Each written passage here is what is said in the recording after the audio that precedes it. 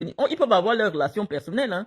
On n'en disconvient pas. Mais si vous vous voyez dans un cadre privé, personne ne viendra vous dire que vous vous voyez dans un... Mais quand le directeur adjoint du cabinet civil se déplace pour venir à la FECAFOOT, saluer Samuel Eto'o, ça veut dire ce que ça veut dire. On est désolé, mais ça veut dire ce que ça veut dire. Donc, actuellement là, personne ne peut parler à Eto'o. Et Eto'o a un problème, c'est que comme il est sorti des stades sans avoir le temps de devenir un être humain normal, un dirigeant, lui dans sa tête, l'unique star de l'équipe du Cameroun, c'est lui. Et donc, si une autre personnalité ou un joueur vient avec des esprits de star, il te met à côté. Même si tu es le plus bon joueur, on a dit que tu marques des buts ou tu fais quoi, il va tout faire, soit pour te mettre mal à l'aise, soit il ne va jamais t'appeler. Et c'est ce qui se passe avec l'équipe nationale. C'est-à-dire que on ne va pas à la CAN avec des amateurs. Parce que ce qui se joue maintenant, là, c'est comme si... Non, l'équipe du Cameroun qui allait aux compétitions, c'était généralement des équipes qui jouent ensemble depuis 5, 6, 7, 8 ans. Or, depuis que Samuel Eto'o est là, on a l'impression que à chaque compétition, il y a une nouvelle composition. Les joueurs viennent, ils disparaissent. On ne sait pas pourquoi ils sont là. On ne sait pas pourquoi ils ont disparu. Subitement, les joueurs disparaissent. On ne sait pas. Simplement pourquoi? Parce que si tu n'as pas fait suffisamment de Salamalek à Samuel Eto'o, à son entourage, on ne t'appelle plus. Parce qu'on suppose que si tu veux trop jouer la star, alors que la plus grosse star, ça doit être le président, toi, on ne t'appelle plus. Mais je voudrais dire à Samuel que Samuel, tu es devenu star parce qu'il y avait quelqu'un comme Iya Mohamed, très effacé. Personne ne voyait jamais Iya. Moi, j'ai été avec vous. J'ai souvent été même, j'ai toujours été avec vous. Si tu m'appelles Maman Marlène, tu me connais bien. Iya Mohamed n'ouvrait jamais la bouche. Et on ne savait pas. Moi, j'avais dit un jour sur un plateau télé, on ne savait pas si Iya Mohamed parle l'anglais ou il parle le français. Moi, je n'avais jamais entendu, alors que j'étais dirigeante à la FECAFOOT, hein, mais je n'avais jamais entendu 10 phrases complètes du président de la FECAFOOT. Pour lui, les stars, c'était les joueurs. Il venait, il donnait ce qu'il avait à donner. Il dit 2 phrases. Il dit, on vous a compris. Et il laisse le ministre s'exprimer. Il s'éclipse.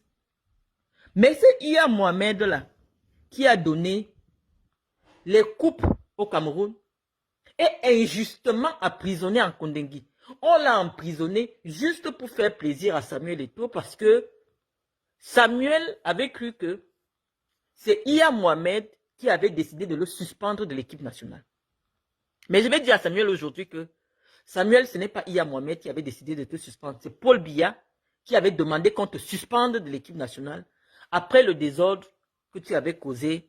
Ablida qui avait écorné l'image du Cameroun, écorné l'image parce que Iya Mohamed, c'était un homme politique. Lui, il prenait ses instructions directement de Paul Biya. Depuis que tu es à la FECAFOOT, tu sais que le vrai président de la FECAFOOT se trouve à la présidence de la République. Rien ne se fait dans le football au Cameroun sans que ce ne soit, la décision ne vienne de la présidence de la République. Et donc, un joueur de ta dimension qui est suspendu par la FECAFOOT, ça ne peut pas être de la simple volonté du petit Iya Mohamed que tu as toujours méprisé. Tu as refusé publiquement au cours d'un match international, pendant que les officiels saluaient les joueurs, de saluer Iya Mohamed. Tout le monde t'a vu. Mais Iya Mohamed n'a jamais dit « Oh, comment Samuel m'humilie publiquement et donc je n'appelle plus Samuel Eto'o. » Parce qu'il savait que c'est le président de la République qui décide de qui vient jouer, de comment l'équipe nationale est gérée. Et donc je te dis que toi, tu avais décidé que Iya Mohamed doit payer de sa personne parce qu'il a osé te suspendre de l'équipe nationale du Cameroun. Et tu t'es arrangé avec tes relations. Parce que pour les relations, moi-même, je confirme. Tu as trop de relations.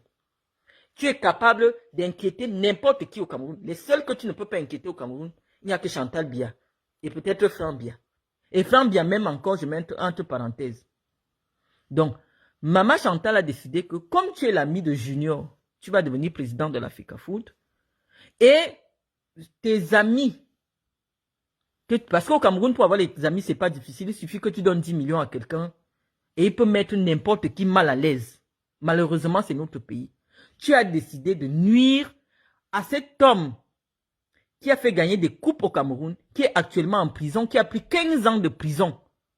On dit qu'il a détourné l'argent de la Sodécoton.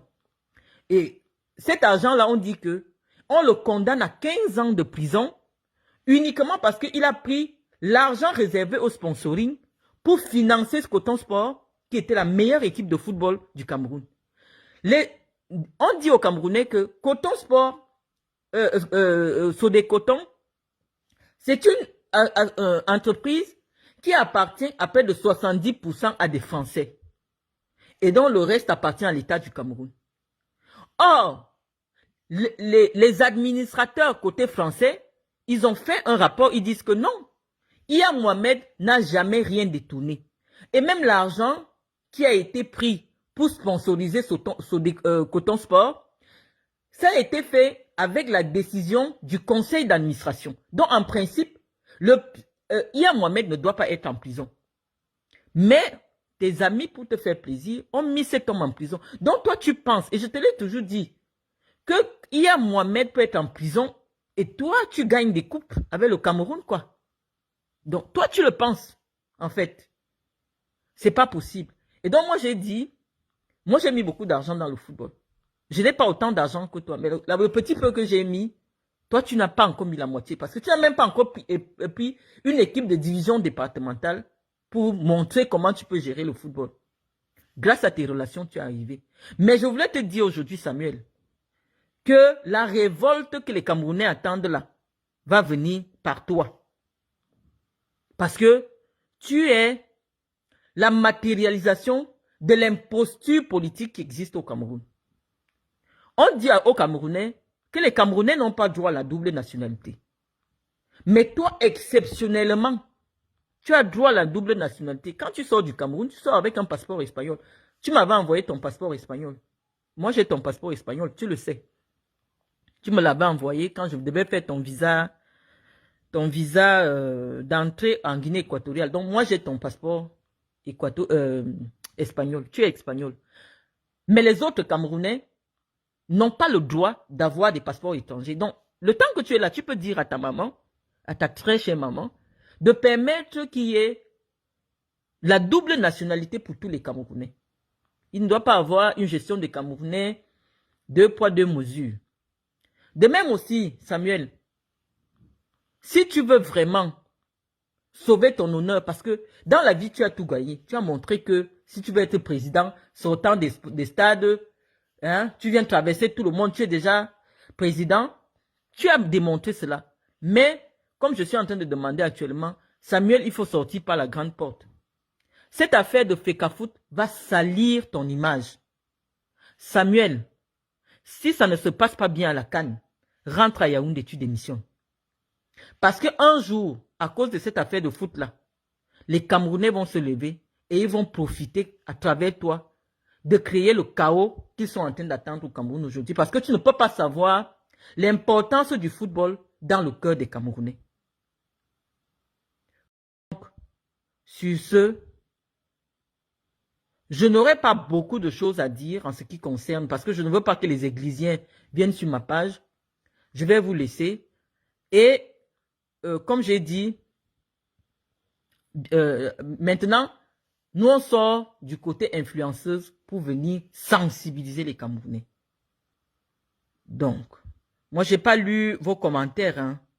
J'ai pas lu vos commentaires. C'est-à-dire, si Samuel sort au premier tour de la CAN, parce que un quintuple vainqueur de CAN ne peut pas être aujourd'hui en train de calculer que oh, si je gagne ceci, si je gagne, en train de négocier une qualification au second tour.